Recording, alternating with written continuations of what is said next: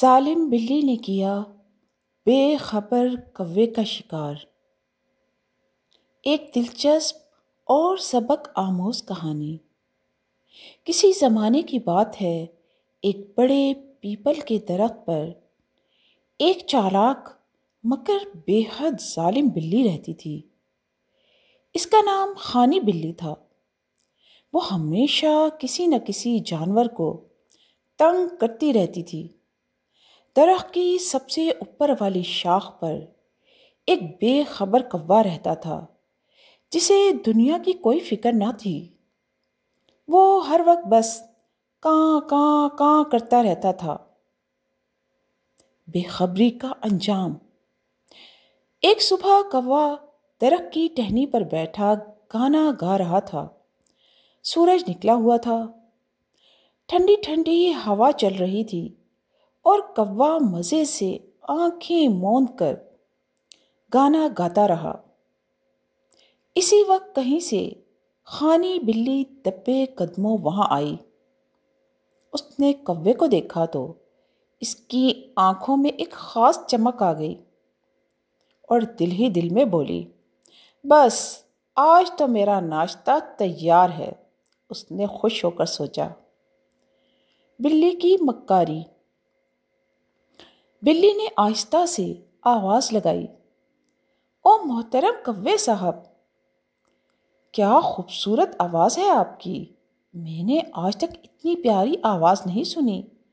آپ کو تو گلوکار ہونا چاہیے تھا۔ کوا تو ویسے ہی بے خبر تھا۔ اسے کیا معلوم تھا کہ بلی ایسا کیوں کہہ رہی ہے۔ وہ بس اپنی خوشامد سن کر خوش ہو گیا اور بولا، جی بالکل ایسا ہی ہے کہ میری آواز بہت اچھی ہے۔ تو بلی بولی، تو ٹھیک ہے، ذرا نیچے آئیے، میں آپ کی تعریف قریب سے کرنا چاہتی ہوں۔ بلی نے دھوکہ دیتے ہوئے کہا۔ جال میں پھنسا کوا۔ کوا اور بھی خوش ہو کر نیچے اترنے لگا، لیکن جیسے ہی وہ نیچے آیا، بلی نے ایک چھلانگ لگائی اور چٹاک سے اسے اپنے پنجوں میں دبوچ لیا۔ کوا چونک کر چیخا، ارے یہ کیا کر رہی ہو؟ تم تو میری تعریف کر رہی تھی۔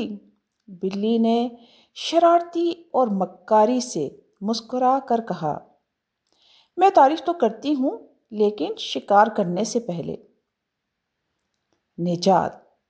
اسی وقت درخت پر رہنے والا ایک عقل مند طوطا، جس نے یہ ساری بات سن لی تھی، زور زور سے چلانے لگا، بلی آ گئی، بلی آ گئی، کوا خطرے میں ہے۔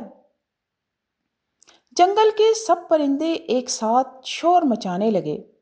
شور کی آواز سے بلی گھبرا گئی اور کوے کو چھوڑ کر بھاگنے ہی والی تھی کہ سب پرندوں نے اس پر چونچیں مار مار کر اسے زخمی کر دیا اور بھاگنے پر مجبور کر دیا۔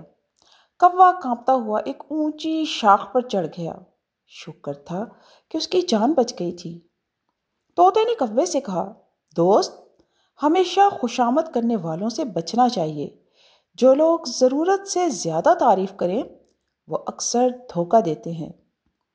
کوے نے شرمندہ ہو کر سر ہلایا، میں آج کے بعد کبھی کسی کی باتوں میں نہیں آؤں گا اور ارد گرد کی خبر بھی رکھنے کی کوشش کروں گا۔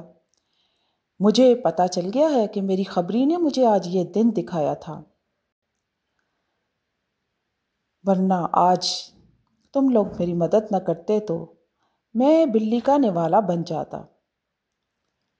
کوے کو بھی سمجھ میں آ گئی کہ بے خبری اچھی نہیں، اور پھر احتیاط کا وعدہ کرتے ہوئے سب پرندے جنگل میں امن و امان سے رہنے لگے، کیونکہ ان سب نے کوے سے سبق سیکھ لیا تھا کہ بے خبر رہنا ٹھیک نہیں اور خوشامد سے بچنا چاہیے۔